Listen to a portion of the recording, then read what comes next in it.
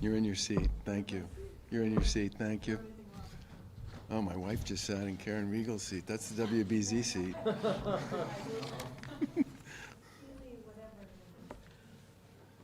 So good afternoon. I've just done calls with the National Weather Service and with the National Hurricane Center, and there was also a call that was hosted by President Biden and FEMA Administrator Criswell and the vast majority of the Northeast governors to discuss the pending storm. It appears on track to head further west, which means making landfall closer to Connecticut and Rhode Island, which means we should avoid the direct hit that we've been anticipating for the past couple of days. That's the good news for eastern Massachusetts and for most of Cape Cod and the islands. Eastern Massachusetts should not see the widespread hazardous driving conditions that we were worried about yesterday, but this is New England and it is hurricane season, so please continue to pay attention to your local weather alerts as the forecasts do tend to change. There's still the possibility of widespread power outages in just about every part of the Commonwealth due to high winds and the heavy rain. Across Massachusetts, we will likely see tropical storm force winds, which will be somewhere in the vicinity of 40 miles an hour on a sustained basis throughout tomorrow. Regardless of wherever you live, even if you don't normally lose power in a storm, you should be prepared to deal with the possibility that you could lose power in some areas for possibly an extended period of time. Deputy MEMA Director Pat Carnevale will have more to say about that in a minute. Buzzards Bay area could still see 3 to 5 foot storm surges depending on the timing of the high tides, so everyone there should be on the lookout for some minor flooding along the coast. And the same goes for some parts of Cape Cod and parts of the South Coast, especially around Westport. The new forecast also calls for significant rainfall Sunday into Monday, especially in Berkshire County, the Connecticut River Valley, and Worcester County. And the likelihood of flash flooding and washed out roads are a distinct possibility in these areas, especially given all the rain we've seen in July and recently this week. That means everybody there needs to use their heads as the storm moves through. Roads may be flooded completely in some areas, which means you shouldn't drive through them. You should still prepare for the possibility of power outages here as well.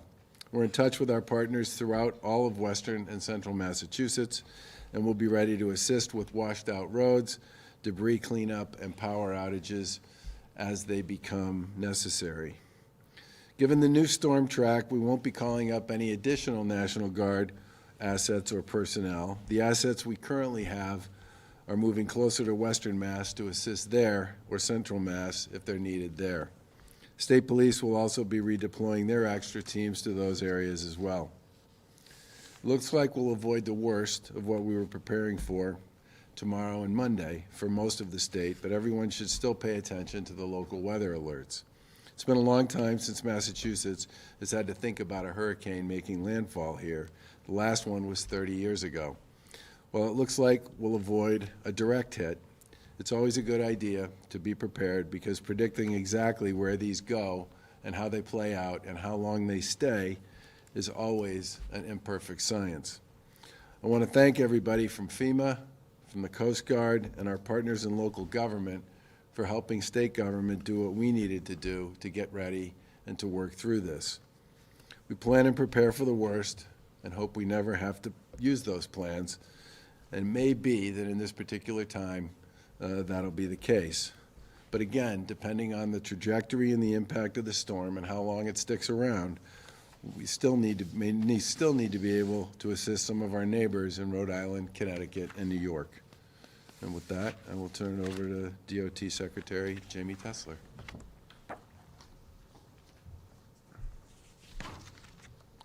Thank you, Governor. Good afternoon. This remains a storm system to be taken seriously in Massachusetts. The National Weather Service says Henri is now tracking to make landfall on Long Island or near Connecticut Sunday afternoon before moving into central Massachusetts and Berkshire County. While Long Island and Connecticut will likely be seeing the worst of this system, Massachusetts will still see significant impacts with heavy rainfall and gusty winds across mainly western and central regions of the state.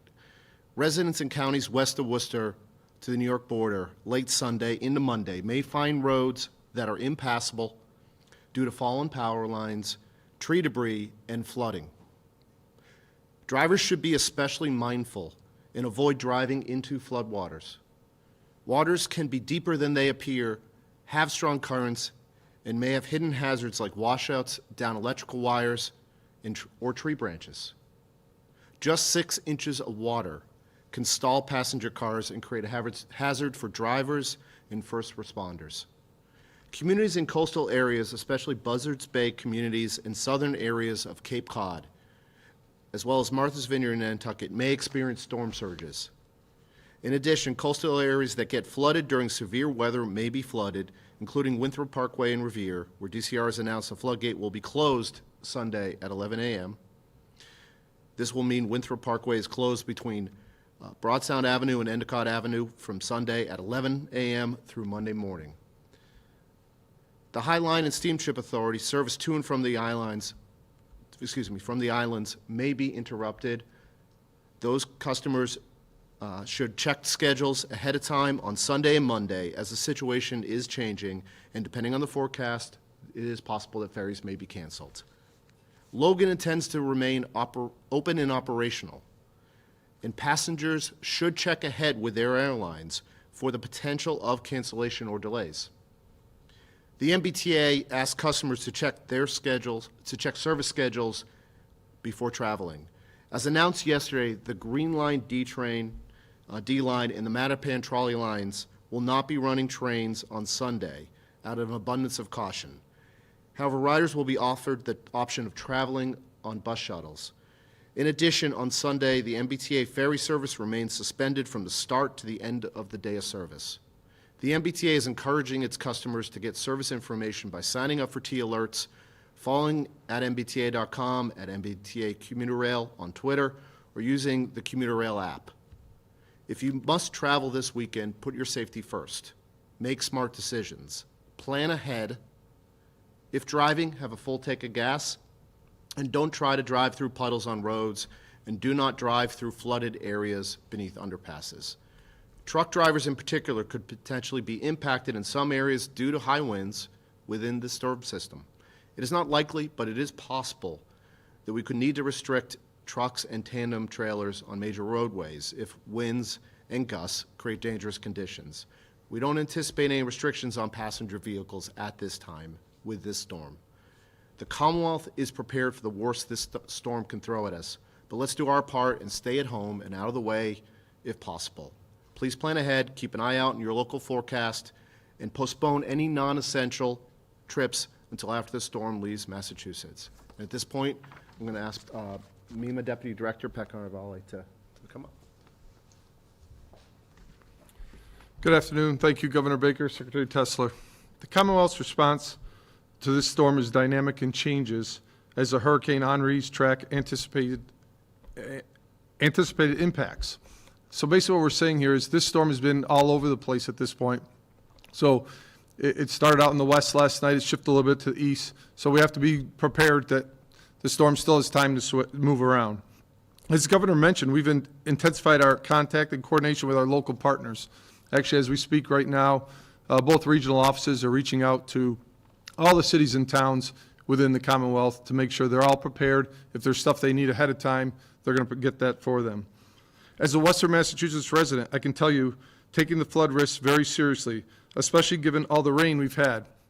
About back in July 16th or so, the Western Mass and Northern Worcester counties were greatly impacted by some flooding there. And actually, we're in the middle of doing assessments when this storm started to impact us as well. So the rain that they've already received plus this rain will be definitely an impact to Western and Central Mass.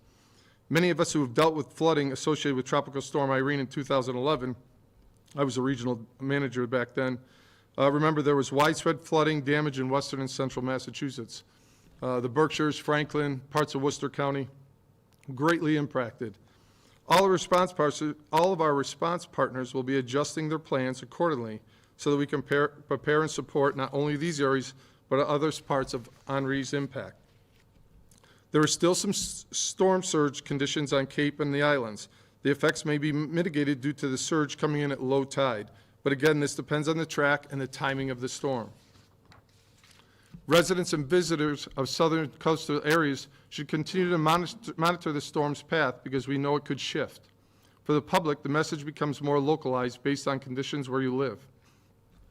In the area of the state where flooding is the highest risk, residents should monitor conditions closely and assure that receive emergency alerts on your cell phones. In your community, have reverse 911 systems, sign up and make sure you're available for that. Make sure that you're on that list so when your community does send out a 911 alert, you're available and you can hear it. As the governor mentioned, do not drive or walk through flooding water or flooded roads. Do not drive around road barriers. They're there for a purpose.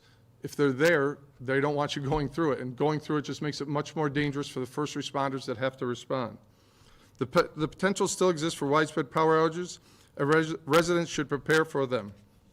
Make sure your phones are fully charged. If you need medical assistance, if you're on medical devices, make sure you've reached out to your medical providers, your caregivers. Make sure that's all going to be prepared due to the outages. You don't want to be trying to deal with that in the middle of a power outage. If you have a generator, make sure it's equipped. Make sure it starts. First of all, make sure it's properly hooked up. Again, we talked about that yesterday. You don't want that to backfeed into the main system, so make sure that that's available. And as always, recommend, please have enough supplies on hand. You got to make sure that if the stores are closed due to power outages, you want to make sure you have enough supplies. We ask that all residents take time today to finalize their preparations, and please be safe and take care of your families. Thank you. Questions? So this is good.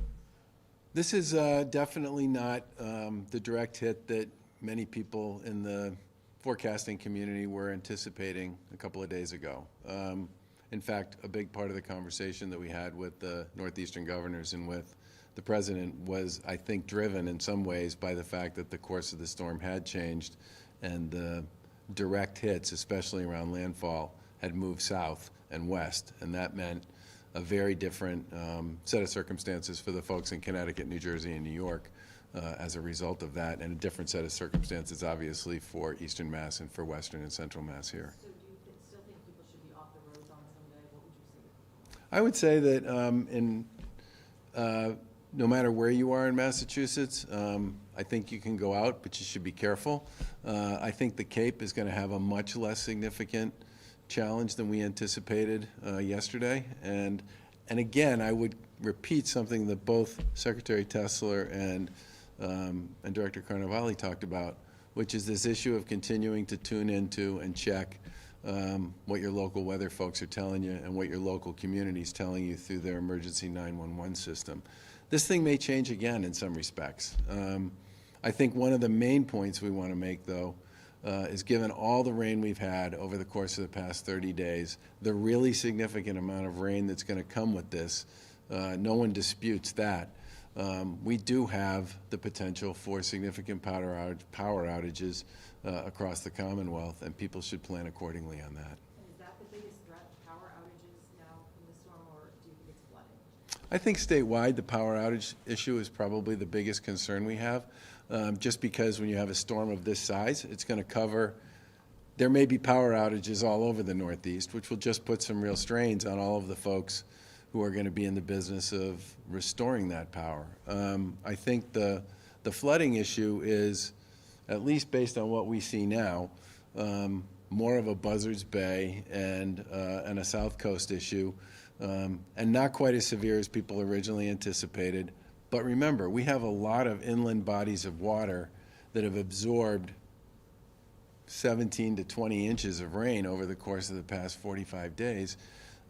If we get a ton of that, which we anticipate in Central and Western Mass, you could see significant flooding, not just on roads, but also in some of our inland bodies of water as well. Do you still expect 300,000 people without power during the storm, or do you think because of where it is now, maybe less? I think we're going to stick with that assumption, the 300,000 assumption for now. Remember, it was 100,000 to 300,000.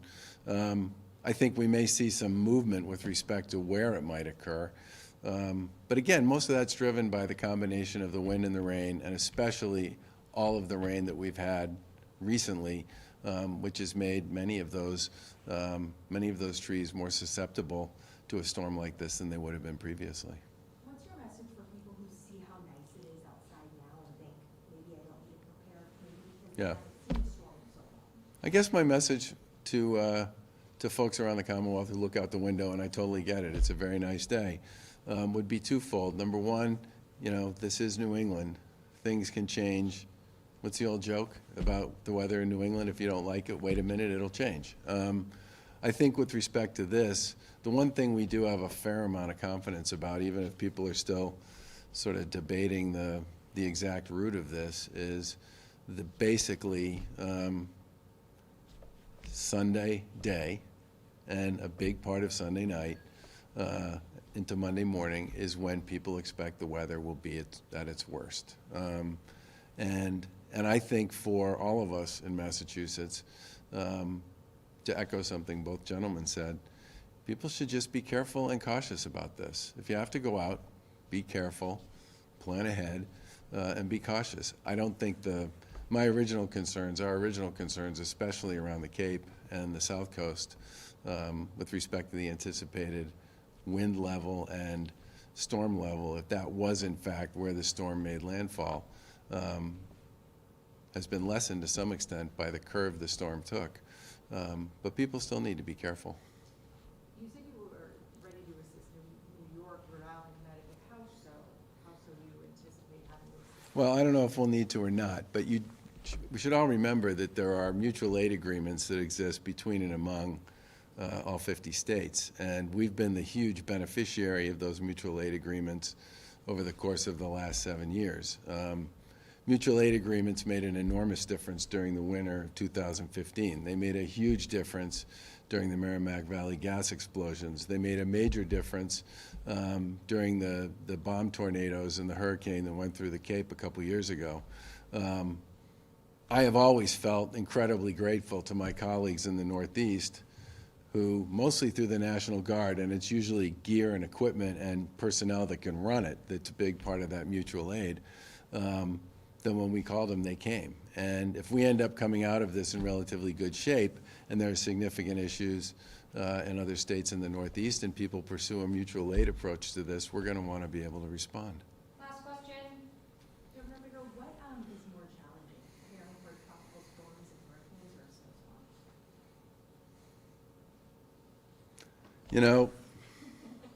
I guess what I would say is that they